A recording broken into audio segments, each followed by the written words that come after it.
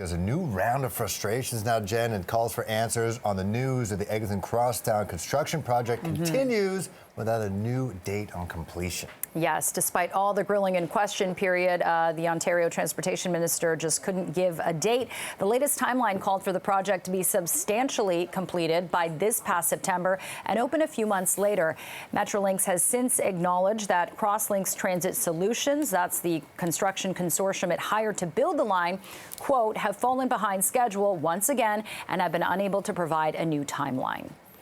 Now, reasons for the delay include hundreds of quality issues that need addressing. This week at Eglinton and Sloan, you see here a section of concrete on the platform was found to be flawed. It's being removed and replaced. Now, tracks that were laid in 2021 also have to be fixed because they were the wrong size. We have clearly, for a very long time, challenged the forecast from CTS to complete in the second half of 2023. Practical examples are the following. There are 260 non-conformances, quality issues that must be rectified. And please understand, those quality issues get rectified at CTS's expense. And similarly, the cost of delay of the project is at CTS's expense. And we are withholding substantial payments against the completion of the project. Meantime, Ontario NDP transportation critic Joel Hardin says Torontonians deserve to know the truth about what's behind the current delays. What I want is for the clock to move a lot faster for the Eglinton Crosstown. So yesterday I filed a Freedom of Information request with the Ministry of Transport in Ontario.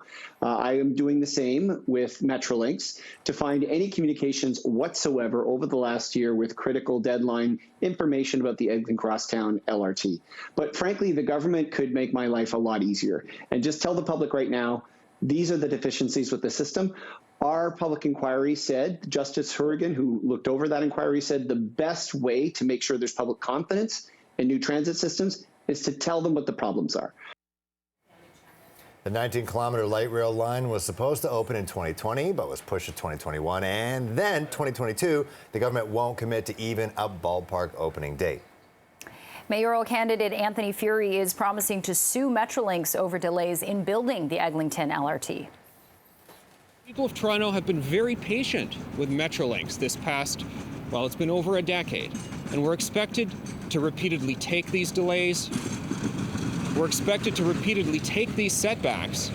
But I am here to announce as candidate for mayor that if elected mayor, I'm going to see that we're not taking it anymore quietly. We're going to start getting noisy about this, and we are going to sue Metrolinx for breach of contract and damages to the tune of $1 billion.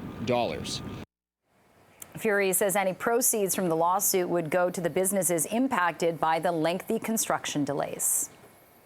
And fellow mayoral candidate Brad Bradford will also be talking about Metrolinx this morning. He's getting his campaign day started near Queen Street West and James Street. This morning, his announcement will focus on disruptions due to construction related to Metrolinx construction projects.